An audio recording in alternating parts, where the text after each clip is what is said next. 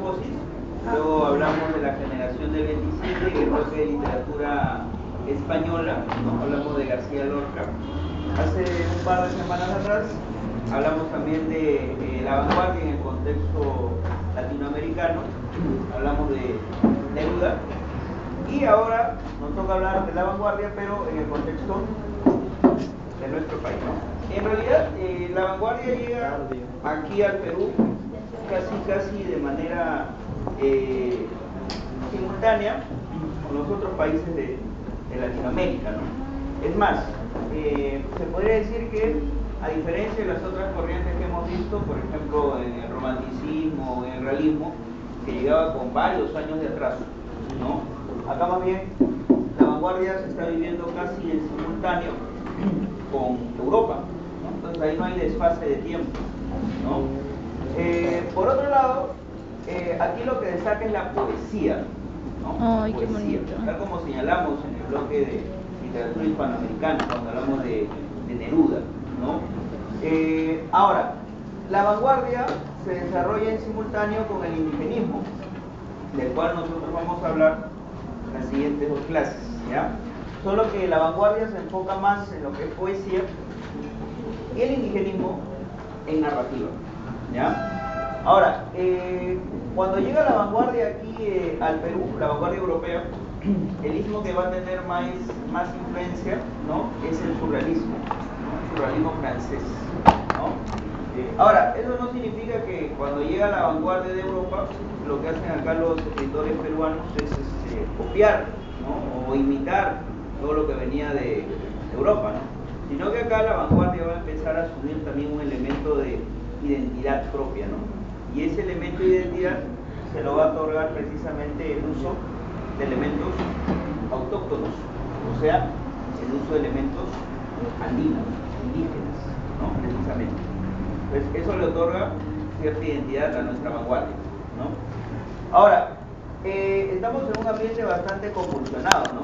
En el aspecto político, social, ¿no? Si hablamos de los años 20, los años 30 aquí en el Perú, y eso lo han visto en el curso de historia, estamos viviendo lo que es el oncenio de Leguía, ¿no? La dictadura de Leguía, ¿no?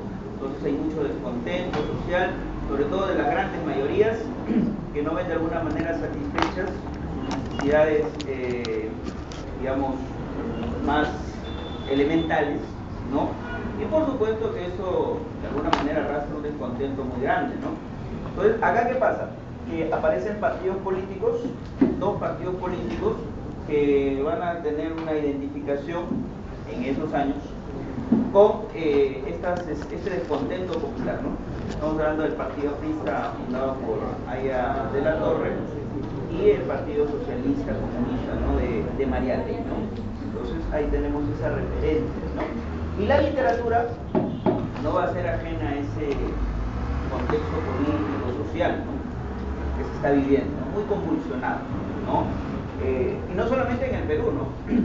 Sino también en Europa, ¿no? Hay un ambiente de guerra o de preguerra, ¿no? Entonces el ambiente político, como quien dice, está bastante caldeado, ¿no? ¿Qué más tenemos? Bueno, cuando te cité el caso de los autores de vanguardia que usan mucho este elemento andino, podemos citar entre los más importantes, por ejemplo, tenemos a Carlos Oquendo de Amat, poeta puneño, a Gamaliel Churata, también poeta puneño, ¿no? Alberto Hidalgo, de Arequipa, ¿no? También provinciano. El caso quizás más emblemático sería el de César Vallejo, ¿no? Que viene de la Sierra de la Libertad, ¿no? De Santiago de Chuco, ¿no? Zona andina. Entonces, aquí empiezan a aparecer escritores de provincia, sobre todo, ¿no? Que tienen importancia, ¿no? Y es más, a partir de esta época ya los escritores que vienen de provincia ya empiezan a tener más protagonismo, como lo habíamos visto, por ejemplo, la semana pasada, cuando hablamos de Valdelomar, ¿no? Valdelomar no es de Lima, Valdelomar es de provincia, ¿no? Luego viene Vallejo, que también es de provincia. La otra semana hablaremos de dos narradores que también vienen de provincia. Estamos hablando de Ciro Alegría y de José María Arguedas, ¿no? Entonces los escritores de provincia empiezan a tener presencia notoria en la literatura peruana, ¿no? Ahora, Vallejo, un autor que por las fechas que tú notas acá, murió relativamente joven, ¿no? Un poco más de 40 años. ¿No? Y en ese corto periodo de vida que le tocó tener, produjo muchos textos, ¿no? Entre ensayos, textos de narrativa, ¿no? Obras de teatro también. Pero su fuerte, sin duda, está en la poesía, ¿no? Entonces ahí tenemos hasta 4 poemarios que vamos a hacer referencia el día de hoy, ¿no? Ahora, Vallejo en su poesía mucho incluye esto de lo que es el elemento religioso, mucho el elemento cristiano está en su poesía, ¿no? Como lo vamos a ver cuando demos lectura a los textos, ¿no? Por supuesto que también, aparte de lo que te menciono, está presente también su postura política, ¿no? Sobre todo relacionado a las izquierdas, ¿no? Al discurso marxista, al discurso comunista, al discurso socialista, ¿no? Entonces Vallejo está muy identificado con este discurso, ¿no? Y por supuesto, en su poesía, a través de los años, pasa por un periodo de evolución, ¿no? Es diferente el Vallejo de los Heraldos Negros que el Vallejo de Trilce. Es diferente el Vallejo de Trilce que el Vallejo de Poemas Humanos, ¿no? Entonces, hasta podemos diferenciar en 3 etapas, ¿no? Esta diferencia que tenemos. Los Heraldos Negros, Vallejo es todavía un poeta que todavía sigue manteniendo influencia con lo tradicional, y lo tradicional es la influencia del modernismo. Muchos de los poemas de Rubén Darío, la influencia de Rubén Darío está presente como influencia en los poemas de los Heraldos Negros, ¿no? El manejo de la rima, por ejemplo, está presente acá. Luego vemos a un Vallejo en Trilce, que más bien ya es más experimental. Ahí, por ejemplo, está la presencia del verso libre, ¿no? Y en Poemas Humanos, y en España parte de mi cáliz, se nota de manera predominante la influencia del marxismo, ¿no? Está bien marcado ahí, sobre todo en Poemas Humanos, y en España está bien marcado esa influencia, ¿no? El día de hoy no hay historia que contar. Ya contaremos una historia en las siguientes clases, ¿no? Las últimas clases de noviembre, con las que cerramos nuestro ciclo anual, ¿no? Ahí sí ya vamos a contar historias. Vamos a contar historias con Silva Alegría, con Arguedas, con Ribeiro y con Vargas Llosa, ¿no? Con esos 4 autores, ahí sí cerramos el ciclo anual con broche de oro, contando historias. Pero hoy día vamos a leer poesía, sobre todo sobre los poemas más representativos de los poemarios que te he citado acá, que tú por lo menos de oídas debes de escuchar, ¿no? Y debes de saber, por lo menos de oídas, ¿ya? Sabes que San Marcos, ahora último sobre todo, está poniendo fragmentos, ¿no? De los textos, ¿no? De manera ya recurrente ya. ¿Qué significa eso, profe? Que para lo de San Marcos, obviamente quieren alumnos que por lo menos hayan leído los textos, ¿no? No que vengan a una academia, ¿no? Y que venga un profe y sea gracioso y cuente la historia, ¿no? O sea, lo de San Marcos quieren alumnos que por lo menos de oídas, ¿no? Por lo menos de oídas conozcan los textos que trabajamos en clase, ¿no? Ya está en tu desarrollo intelectual que te puedas leer un par de novelas, pues, por lo menos de los autores que vienen en el prospecto, por lo menos, ¿ya? Profe, léanos entonces poesía. Ahorita le mira. Vamos a leer el primer poema que da título al poemario de los Heraldos Negros, homónimo, ¿ya? Y dice más o menos así. Yo sé que muchos de ustedes de repente no deben de haber leído, ¿no? En el colegio lo han declamado el día del maestro, el día de la madre, festival poético. Entonces, pero hay otros que no, pues, propio, yo no lo he leído. Entonces, para emparejar la situación, vamos a dar lectura, ¿ya? Escucha, dice así: Los Heraldos Negros. Hay golpes en la vida tan fuertes, yo no sé, golpes como del odio de Dios, como si ante ellos la resaca de todos los sufridos se posara en el alma. Yo no sé. Son pocos, pero son. abren zanjas oscuras en el rostro más fiero y en el lomo más fuerte. ¿Serán tal vez los potros de bárbaros átilas o los heraldos negros que nos manda la muerte? Son las caídas hondas de los cristos del alma, de alguna fe adorable que el destino blasfema.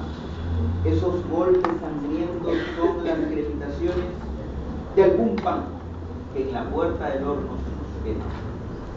Y el hombre, pobre, vuelve los ojos como cuando por sobre el hombro nos llama una palmada. Vuelve los ojos locos y todo el olvido se reposa como un charco de culpa en la mirada. Hay golpes en la vida tan fuertes, yo no sé. Ahora mira, escucha. Los elementos religiosos de los cuales te cité hace un momento. Por ejemplo, Vallejo en este primer poema, ¿de qué habla? Habla de Dios. Sí, de Dios. Habla del alma. Habla de Cristo. Habla de la fe. El elemento religioso. Ahora, en el poema se hace referencia al tema del dolor.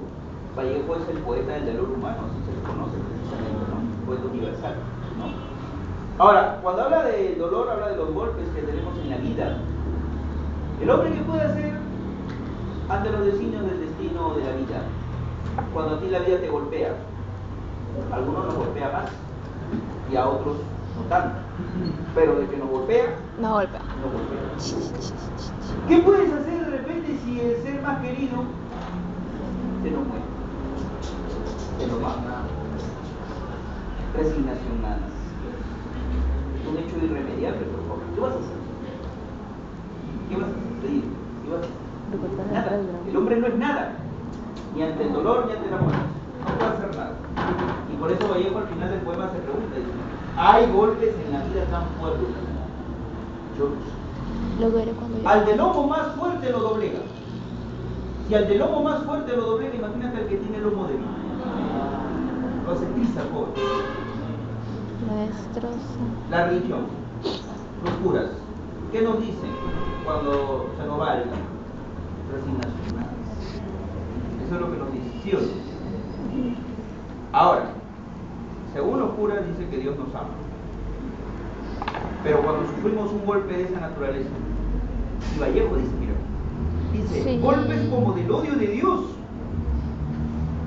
Imagínate, si así nomás, si Dios supuestamente queriéndonos nos hace ¿cómo daño, será? imagínate cómo sería un golpe de Dios, como dice el Chavo del 8, queriendo de verdad, o sea, de verdad haciendo daño. ¿Qué? Claro, el Chavo dice, no, no sin querer queriendo, pero imagínate si Dios de verdad quisiera golpear, queriendo con querer. Porque Dios nos ama, ¿sí o no? Pero a veces Dios nos golpea en la vida. ¿Te cuenta? Voy a leer otro poema. Los dados eternos. No se roba, no se roba. No se roba. Ya. Los dados eternos. Y dice así. ¿Dónde está? Allá.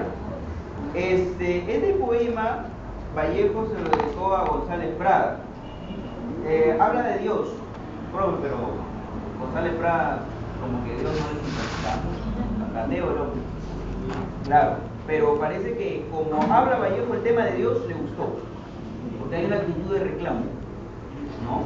Y ahí lo dice en el epígrafe de González Prada, Vallejo, ¿no? Dice, para González Prada, esta emoción bravía y selecta, una de las que con más entusiasmo me ha aplaudido el gran maestro. Escucha, dice así. Dios mío, estoy llorando el ser que vivo. Me pesa haber tomado de tu pan, pero este pobre barro pensativo no es costra fermentada en tu costado. Tú no tienes Marías que se van. Dios mío, si tú hubieras sido hombre, hoy supieras ser Dios, pero tú, que estuviste siempre bien, no sientes nada de tu creación, y el hombre sí te sufre, el Dios es él. Hoy que en mis ojos brujos hay candelas como en un condenado, Dios mío, prenderás todas tus velas, y jugaremos con el viejo dado, Tal vez, oh jugador, al dar la suerte del universo todo, surgirán las ojeras de la muerte, como dos haces fúnebres de lodo. Dios mío, y esta noche sorda, oscura, ya no podrás jugar, porque la tierra es un dado roído y ya redondo. A fuerza de rodar a la aventura, que no puede parar sino en un hueco, en el hueco de inmensa soledad. Ahora, este poema parece como si fuera una especie de oración. Tú cuando oras, Sí, como una y eres oración. creyente, hablas con Dios, le pides cosas algunas veces. Ahora, yo lo que noto acá es que parece como si fuera una oración, pero en vez de pedir algo Vallejo, como si estuviera quejando, Sí. estuviera reclamando algo a Dios. Y le dice, tú no tienes Marías que se van. ¿Quién era María? La madre de Dios. Y según la tradición católica cristiana, María no se murió. María no se murió. Ascendió en cuerpo y alma con su Hijo. Nosotros los seres humanos podemos tener esa suerte. No. Nuestra madre, tu madre se va. ¿La puedes acompañar al otro mundo? ¿La puedes o no puedes acompañar? No puedes. Mejor ir al profe, sí puedo, me mato, la acompaño. Pero solo así nada más. ¿De acuerdo? Ahora, Dios, por ejemplo, ¿tú puedes hacer algo ante los designios de Dios? No. Dios tiene todas las cartas ganadoras, tiene los ases. ¿Tú te pondrías a jugar a los dados con Dios? ¿Tú crees que le puedes ganar a Dios jugando a los dados? No puedes. Sí, él es Dios. Lo único que tenemos seguro en esta vida y en nuestra existencia es que algún día nos vamos a morir y vamos a ir a parar a un hueco de 2x2. Ahí vamos a parar todos. Todos vamos a ir. Tú, yo, todos los que conoces. A todos los que queremos y a los que odiamos también. Todos vamos a ir a parar a un hueco. Dios a cada rato para ahí con la mano, tirando los dados. Y cada vez que Él tira los dados, tú pierdes. Siempre ha sido así. Profe, pero bájale un poco al tono, porque tan temprano, hablando de la muerte, hablando del dolor de Dios, profe, bájale un tono, profe. La clase se está poniendo un poco pesimista. Vamos a hablar entonces del amor. Oh, y el amor. A Vallejo, así como lo ves, también escribió poemas de amor. Puedes leer un poema que también está en los heraldos negros. Se llama Idilio Muerto. Y dice así. Este poema Vallejo se lo dedicó a una ex enamoradita que tuvo, una parejita. Propiedad, consentimiento. ¿Qué estará haciendo esta hora mi andina y dulce Rita de Cumbo y Capulí? Ahora que me asfixia Bizancio y que dormita la sangre como flojo coñac dentro de mí. ¿Dónde estarán sus manos que en actitud contrita planchaban en las tardes blancuras por venir? Ahora en esta lluvia que me quita las ganas de vivir. ¿Qué será de su falda de franela? De sus afanes, de su andar, de su sabor a cañas de mayo del lugar. Ha de estarse a la puerta mirando algún celaje y al fin dirá temblando: ¡qué frío! ¡Ay, Jesús! Y llorará en las tejas un pájaro salvaje. Ahora, acá de repente habrán notado el manejo de la rima. Hay rima, ¿no? Claro, muy profe, sí lo he notado. Mira, escucha. El primer verso mira cómo termina. El segundo verso mira cómo termina. El tercer verso mira cómo termina. Mira. Y el cuarto verso mira cómo termina. Mira esta maravilla. Rita, dormita. Esta es la rima. Capulí, vocal tónica cerrada. Mi, Vocal cerrada tónica también. I. Ahí está, mira esta maravilla. Qué rico es el lenguaje, mira. Oye. Ahí está. Este es herencia del modernismo. Ahí está. Ahora, la rima tradicional. Ahí está. Profe, y Vallejo, usted dice que me recuerda a su enamoradita, ¿no? Claro, debe ser una enamoradita que tuvo en Santiago de Chuco. Sí. La llama mi Antina y dulce Rita, dice, ¿no? En realidad, la enamorada que hace referencia a Vallejo no se llamó Rita, es un seudónimo. Se llamó Otilia Vallejo. ¿Qué? Ella era sobrina de Vallejo. Entonces, para que vean que suele pasar. de alguna manera los literatos a veces tenemos ciertos delices, ¿no? Ya lo hemos visto en Mario, ¿no? Vargas Llosa con su tía primero y luego con su prima. Eso pasa con los literatos. Su profe.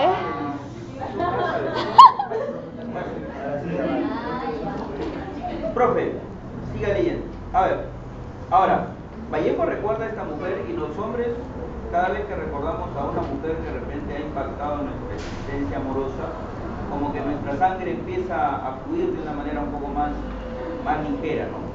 Por eso Vallejo dice, la sangre como flojo coñac, ¿no? Recuerda a esta chica y la sangre como que se le mueve un poco a Vallejo, ¿no? Claro. Ahora, Vallejo recuerda algo de la chica. ¿Qué recuerda, profe? Recuerda una parte del cuerpo de la chica. Sus manos. Ahí dice, mira, ¿dónde estarán sus manos? Dice. Claro, cuando uno está en plan de amores con la pareja, lo primero que uno agarra es la mano, por favor. Lo primero. Ahora, mira, Vallejo también recuerda la forma en que vestía a esta chica, ¿no? Y la recuerda, dice su falda de franela. Claro, también cuando nosotros recordamos a la pareja con la que andábamos, ¿no? La chica, recordamos pues la blusa que usaba, el jean que usaba, en fin. Vallejo recuerda su andar de la chica, su caminar. Y Vallejo recuerda el sabor de la chica. Dice, ¿cómo? ¿qué será de su falda, de su andar, de su sabor a cañas? La chica, ¿no? Cuando Vallejo la besaba, dulce, ¿no? Claro, caña azúcar. Pues.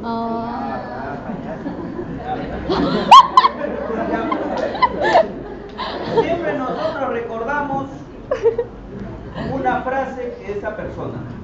Y la chica cada vez que sentía frío decía, ¡ay, qué frío, Jesús! ¿Sí? ¿Se cuenta? Ahora, a veces las chicas ocurre que no dicen las cosas de manera muy directa que digamos, sino a veces son un poco sutiles. Claro. Como dice cada compañera, a veces hay que interpretar, porque las mujeres no dicen las cosas de manera directa, ¿no? Cuando dice que frío hay, ¿no? Quizá de repente por ahí lo que esperaba que la abrace, muchacho, ¿no? La abrace. Un poco, ¿no? La abrace. Hiciera el abrazo de los Oye. Bueno, yo para esas cosas sí soy bastante lento, ¿eh? La chica me dice siento frío, ¿no? Yo voy y le compro un Sublime, ¿no?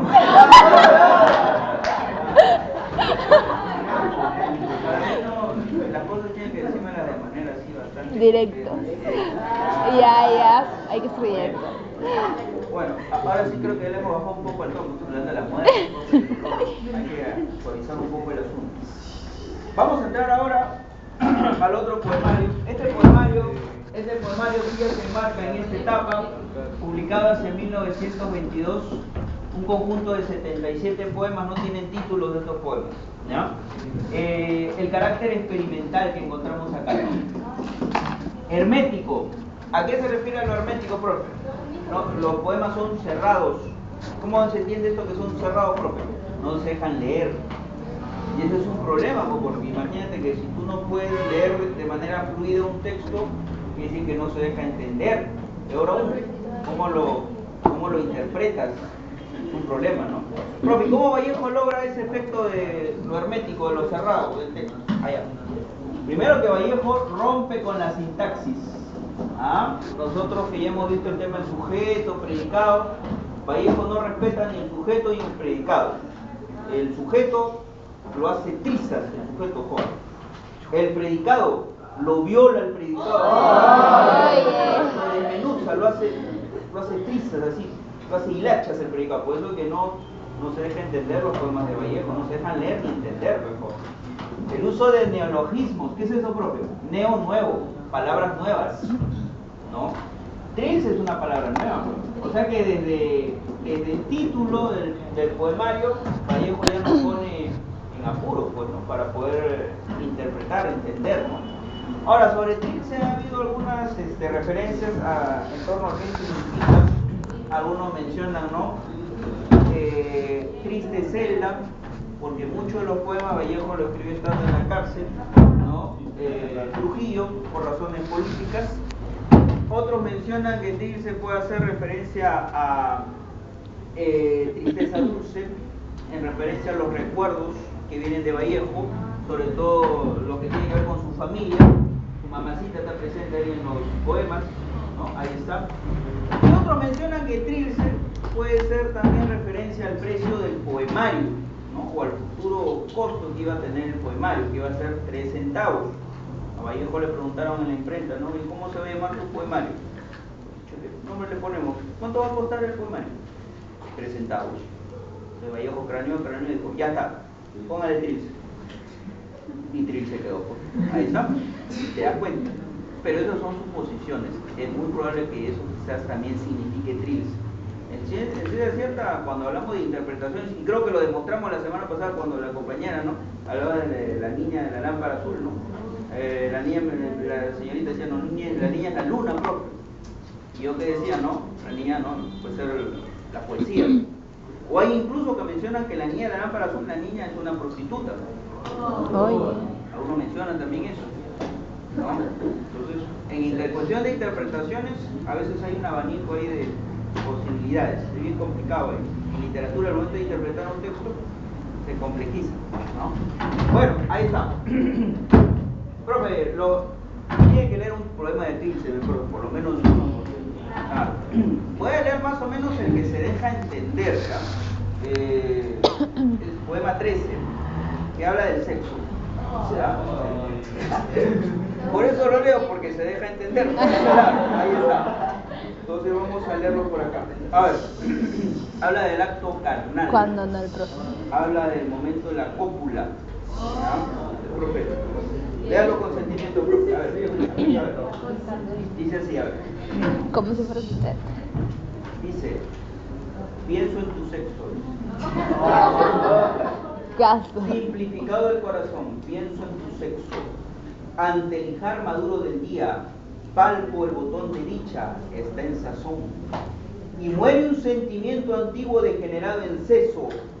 Pienso en tu sexo, surco más prolífico y armonioso que el vientre la sombra, aunque la muerte concibe y pare de Dios mismo.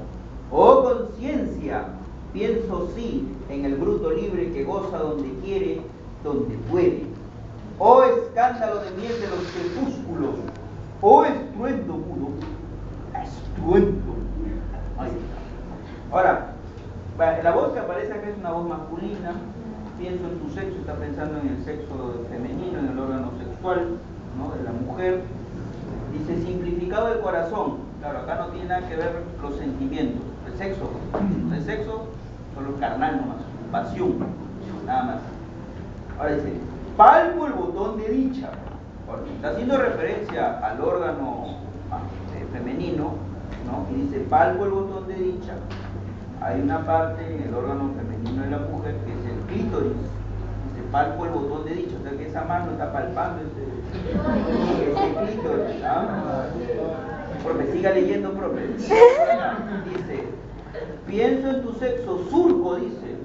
Vean que el órgano femenino también tiene una hendidura, ¿no? Una especie de surco, ¿sí o no?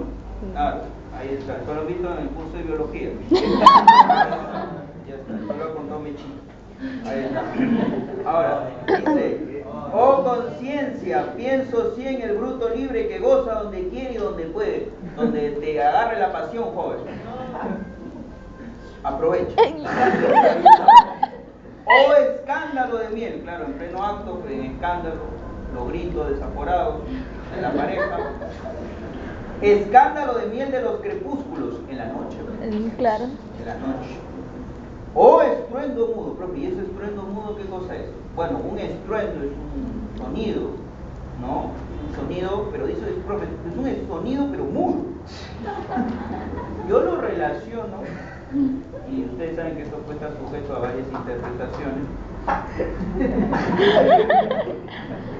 al momento del clímax. ¿Qué es eso, profe? Al momento del orgasmo, precisamente. Claro. Y acá lo dibujo, ¿no? Acá lo dibujo. Esto tengo que dibujarlo, si no me vuelvo loco.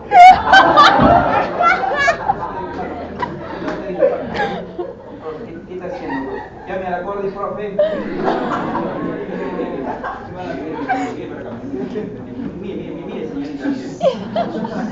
Mire lo que estoy haciendo acá, mire. Ahí está. El último verso del poema está escrito así. El último verso del poema está escrito así. Que en realidad es estruendo mudo.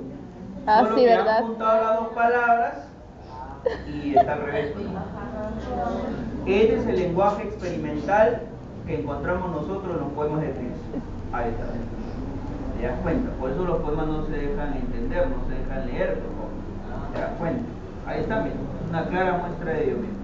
Ahí está. ¿Qué cosa pensabas que te iba a dibujar? Mañoso es. O sea que el momento de clímax, el momento de orgasmo ha sido tan fuerte, mira, que a la palabra, mira, hasta se ha volteado, mira. Mira, ahí está. Mira. ¿Te das cuenta? No miento. Ahí está. Muy bien. Ya nos hemos puesto un poco pesimistas, un poco románticos, hemos puesto un poco mañosones acá. Ahora nos vamos a poner un poco más conscientes, un poco más políticos, un poco más sociales, ¿no? Vamos a entrar acá a los poemas humanos. Ahí está. Profe, poemas humanos, según la fecha que usted menciona, si Vallejo murió en el 38 y poemas humanos están en el 39 publicados, y en España, aparte de este cáliz también, quiere decir que estos poemarios se publicaron de manera póstuma, ya después de la muerte de Vallejo. ¿Ya? La encargada de la publicación fue la mujer de Vallejo, ¿no? Una dama francesa llamada Georgette, ¿no? Entonces ella es la que se encargó de la publicación de estos textos. Ahora, en poemas humanos encontramos que hay 90 textos. Acá, mira, si acá encontramos algunos poemas en rima, en los Heraldos Negros, acá en Trilce, el uso del verso libre, acá la cosa se pone más radical en cuanto a lo que es la experimentación. Acá ya textos prosaicos ya. Textos prosaicos. O sea, ya no parecen ya poemas en el sentido tradicional del término ya. Y no parecen cartas. Cartas parecen. Uso de la prosa, ¿no? Ahí está. ¿Qué más tenemos, profe? El tono conversacional con el lector, ¿no? En los poemas humanos, en estos textos, se busca interactuar con el lector, ¿no? Por ejemplo, en los 9 monstruos que vamos a leer ahorita, al final del poema, cuando Vallejo le habla a los hombres humanos, ¿no? A los hombres que tienen conciencia, ¿no? Le dice lo siguiente, ¿no? Desgraciadamente, hombres humanos, hay hermanos muchísimo que hacer. Ese hombres humanos, ese hermanos, es el lector que lee este texto. O sea, o yo, eres tú, ¿no? Es la persona que lee este texto. Ahí está. Alude al cuerpo, ¿no? Alude al cuerpo. Y el cuerpo simboliza algo, el cuerpo simboliza la sociedad, ¿no? Ahora, el cuerpo sufre, al cuerpo le duele algo. O sea, porque quiere decir que la sociedad también sufre. Claro, pues. Ahora, si a ti, por ejemplo, te duele algo, quiere decir que estás enfermo. Hay algo que no está funcionando bien en ti. Si la sociedad sufre, quiere decir que hay algo en la sociedad que no está funcionando bien. Y Vallejo, desde su postura marxista, él encuentra cuál es la enfermedad. La enfermedad es el sistema capitalista en el que nos movemos. Es causante de todos los males que encontramos en esta sociedad. Bajo ese enfoque. Ahí está. Esa es la situación. Ahora, profe, léanos ahí los 9 monstruos. A ver, vamos a leer los 9 monstruos. Pero antes de hablar de los 9 monstruos, creo que mejor vamos a hacer lo siguiente. En términos religiosos, no es casualidad que Vallejo le haya puesto 9 a este poema, a este título. 9. En términos religiosos, el 9, ¿cómo lo ves? ¿Cómo lo ves el 9? Ya, el 6, ya, va por ahí más o menos. Ya, tú sabes que el 6 es el número del mal. Es el número del diablo. Claro, pues, no han leído la Biblia, hoy lee la Biblia. Por lo menos léete la Biblia. Eso está en el Apocalipsis. ¿Sabes que el 666 es el número del mal? Ahí está. Es el número del mal, pues. Ahí está. Ahora, si este 6 es el número del mal, el número 9 es el número del bien. El número 9 es el número de Dios.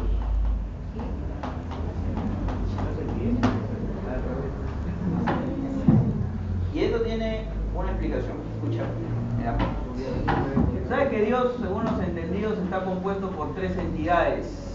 Sí, las entidades. Acá está el Padre, acá está el Hijo y el Espíritu acá está el Santo. Espíritu. Ahí está. Ahora, la cifra 9 contiene 3 veces Al Padre, al esto de acá. Espíritu Santo. La Santa Trinidad. ¿Sí o no? 3, 3, 3. ¿Sí o no? ¿Cuánto es? 8. Ahí está. Entonces, ¿te das cuenta? Mira. ¿Qué ocurre? Ocurre lo siguiente, escucha, y voy a explicar esto antes de leer el poema. Y acá de repente voy a herir susceptibilidades, creencias, ¿no? Pero ya, bueno, tantas cosas he dicho en la clase que, bueno, una raya más al tigre creo que no va a hacer diferencia, ¿no? El profe, ¿a qué va a aludir, profe? A lo siguiente, mira. Nosotros cuando vemos algo que no está bien, en realidad cuando no nos va bien, siempre nos acordamos de Dios, sobre todo los que son creyentes. Pero cuando estás bien, no te acuerdas de Dios ni de vainas, ¿no? Cuando estás mal, ahí sí te acuerdas de Dios. Entonces, ¿qué ocurre? Dios, ayúdame a conseguir esa chambita. Dios, ayúdame a ingresar. Dios, que mañana tenga algo para comer. Dios, ayúdale a mi mamá en esta operación. Cuando estás jodido, pues, ¿no? Pero cuando estás bien, no te acuerdas de Dios ni de vainas. Cuando estás mal, ahí sí te acuerdas de Dios. Y el problema, y aquí es donde voy a herir susceptibilidades, es que Dios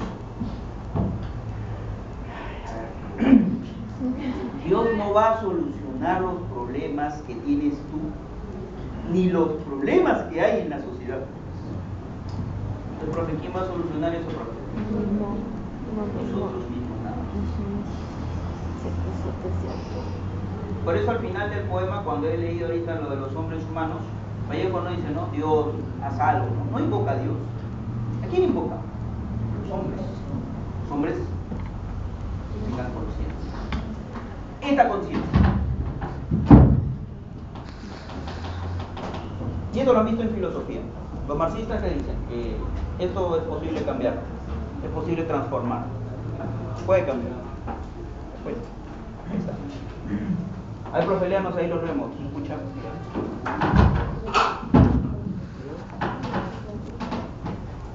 Y dice así. Y desgraciadamente el dolor crece en el mundo a cada rato. Crece a 30 minutos por segundo, paso a paso. Y la naturaleza del dolor es el dolor 2 veces. Y la condición del martirio, carnívora, voraz, es el dolor 2 veces. Y la función de la hierba purísima, el dolor 2 veces. Y el bien de ser, dolernos doblemente. Jamás, hombres humanos, hubo tanto dolor en el pecho, en la solapa, en la cartera, en el vaso, en la carnicería, en la aritmética. Jamás tanto cariño doloroso, jamás tan cerca arremetió lo lejos. Jamás el fuego nunca jugó mejor su rol de frío muerto. Jamás, señor ministro de salud, fue la salud más mortal. Y la migraña extrajo tanta frente a la frente. Y el mueble tuvo en su cajón dolor. Y el corazón en su cajón dolor. Y la lagartija en su cajón dolor. Crece la desdicha, hermanos hombres, más pronto que la máquina, a 10 máquinas. Y crece con la res de Rousseau. a nuestras barbas.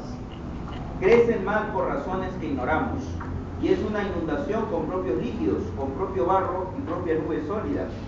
Invierte el sufrimiento posiciones, da función en que el humor acuoso es vertical, al pavimento.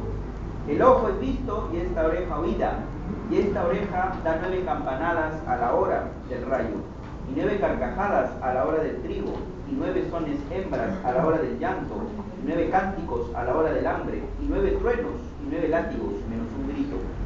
El dolor nos agarra, hermanos hombres, por detrás, de perfil, y nos aloca en los cinemas, nos clava en los gramófonos, nos desclava en los lechos, cae perpendicularmente a nuestros boletos, a nuestras cartas, y es muy grave sufrir. Puede uno orar. Pues de resultas del dolor hay algunos que nacen, otros crecen, otros mueren. Y otros que nacen y no mueren. Otros que sin haber nacido mueren, y otros que no nacen ni mueren.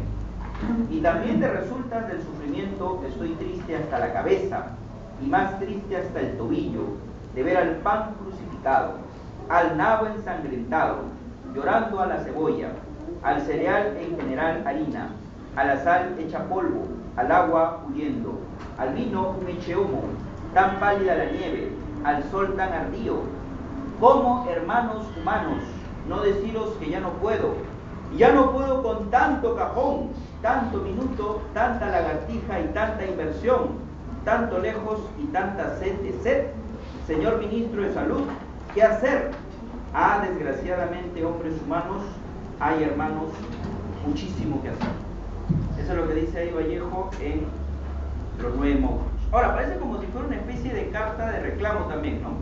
Muy parecida al caso de los dados eternos, algo que Vallejo acá se está dirigiendo no a Dios, sino se está dirigiendo a quién, a una autoridad burocrática, ¿no? Menciona el vocativo señor Ministro de Salud, ¿no? Le está hablando a él, como una especie de carta de reclamo. ¿Por qué el señor Ministro de Salud? Porque él es el encargado de velar por la salud de la sociedad, ¿te das cuenta? Y la sociedad que te he dicho que está enferma, ¿te das cuenta? Ahora, este señor Ministro de Salud representa también o representa de alguna manera lo que es el sistema en sí, en el que nos movemos, ¿no? Habla también ahí de la red de Rousseau, ¿no? Dice, ¿no? Crece la desdicha, dice, y crece con la red de Rousseau, ¿no? Ahí está criticando al liberalismo, ¿no? Precisamente, ¿no? Al liberalismo, ¿no? Como doctrina política, económica, ¿no? Y habla de los 9, el número 9 que te mencionaba, ¿no? Nos acordamos de Dios cuando comemos, cuando no comemos, cuando sufrimos castigo. Siempre nos acordamos de Dios. Ahí está. Y habla del dolor. A cada rato habla del dolor. A cada rato. Ahí está. Ahora, ¿qué problemas hay en la sociedad? Porque un joven dice, profe, ¿pero qué problemas hay, profe? Un montón de problemas, lo vimos todos los días. Problemas de injusticia, explotación, hambre, miseria, en fin, etcétera, etcétera. Pero Vallejo cree que es posible cambiar esta situación. Profe, pero hace un rato cuando leyó ahí a Vallejo los primeros poemas, en los dados eternos, en los heraldos negros, profe, usted no dijo que el hombre ante el dolor, resignación, profe, que no se puede hacer nada. Claro, pero también yo que dije, que Vallejo pasaba por qué cosa, por una evolución, pues. No es igual el Vallejo de los heraldos negros con el Vallejo de esta época, pues. ¿Te das cuenta? Es más, en el poema Masa, Vallejo cree que las cosas que aún parecen que no tienen solución, que son irremediables, como la muerte, por ejemplo, sí se puede hacer algo al respecto. Sí. ¿Cuántas veces, por ejemplo, vemos tantos problemas que hay en la sociedad? Masa no Y la gente dice, ¿no? Como que se tira al abandono, dice, profe, ya pero hay hambre, profe, hay miseria, profe, la educación es un desastre, profe. Por eso estoy acá, en la academia, ¿no? Y es lo más probable es que mi hermanito, que me sigue los pasos, también el otro año, también en la academia, vuelva a ser profe. Esto en Perú ya nadie lo cambia, profe. Bueno, es que primero hay que cambiar de actitud, pues, ¿no? Hay que ver las cosas con cierto sentido de esperanza, ¿no? De cambio. No hay que tirarnos tan fácil al abandono, ¿no? Hay que luchar, ¿no? Hay que luchar porque esta situación cambie. Menciono acá o Vallejo por la postura marxista, esta puede ser una de las tantas alternativas, pues, ¿no? Pero se puede cambiar para mejor siempre, ¿no? Hay que corregir algunas cosas, no hay que ser tan indiferente. Voy a leerles acá el poema más a ver qué les parece. Masa no me gusta. Y con eso cerramos nuestra clase del día de hoy. ¿Le gustó la clase? Sí. A ver, vamos a ver por acá. Escuchen. Mira. Servicio completo. Seminario sí no les prometo para nada. Oh. Estamos con los profesores así contaditos nomás y no hay tiempo. ¿Ya? Ahí sí no te prometo de que hay seminario. De repente el próximo año puede ser. Ay. Pero tienen que venir más profes porque si no, no funciona. A ver, estamos así full al límite estamos. Profe, léanos más y con eso cierra la clase. A ver, escucha. Dice: al fin de la batalla y muerto el combatiente, vino hacia él un hombre y le dijo: no mueras, te amo tanto. Pero el cadáver, ay, siguió muriendo. Se le acercaron dos y repitiéronle: no nos dejes, valor, vuelve a la vida. Pero el cadáver, ay, siguió muriendo. Acudieron a él 20, 100, 1000, 500.000 clamando: tanto amor y no poder nada contra la muerte. Pero el cadáver, ay, siguió muriendo. Le rodearon millones de individuos con un robo común: quédate, hermano. Pero el cadáver, ay, siguió muriendo. Entonces todos los hombres de la tierra le rodearon. Les vio el cadáver triste, emocionado. Incorporóse lentamente, abrazó al primer hombre y echóse a andar. ¿No? Mira, acá el cambio no lo realiza solamente una persona, ni muchas, Todo el mundo. ¿no? Sino todo el colectivo. Y todos empujando hacia un mismo lado, ¿no? Porque ¿de qué vale, por ejemplo, que una persona tenga preocupación porque cambie esta situación? O una, u otra. No, que tiene que ser un accionar colectivo. Y eso se condice con los ideales del marxismo. Ahora un joven dirá: no, lo siguiente, profe, pero eso es del marxismo, profe. Está aprobado, profe, por historia, que eso no aprobado en varios países, profe, no ha funcionado. Ha fracasado, profe. Pero esta es una de las tantas alternativas, pues, ¿no? Yo no estoy diciendo que se aplique marxismo, ¿no? Sino lo que yo te estoy diciendo es que si hay problemas por corregir en la sociedad, no seamos indiferentes. A eso es lo que yo me refiero. Porque quien dice: no, solo el marxismo salvará el mundo, ¿no? Así no funciona la cosa. Pero tampoco que estemos viviendo así como estamos, pues, ¿no? Así tampoco creo que nadie está contento, ¿no? O alguien está contento con la sociedad en la que vivimos ahorita, con una pésima educación, con políticos corruptos, con inseguridad, que sales acá a la calle, te pueden matar por el celular que llevas ahí, tu cartera, en tu bolsillo. Así no podemos vivir tampoco, pero hay que hacer algo al respecto. ¿Te das cuenta? Muy bien, por eso quiero dejarle nomás. Ahí está. Vamos a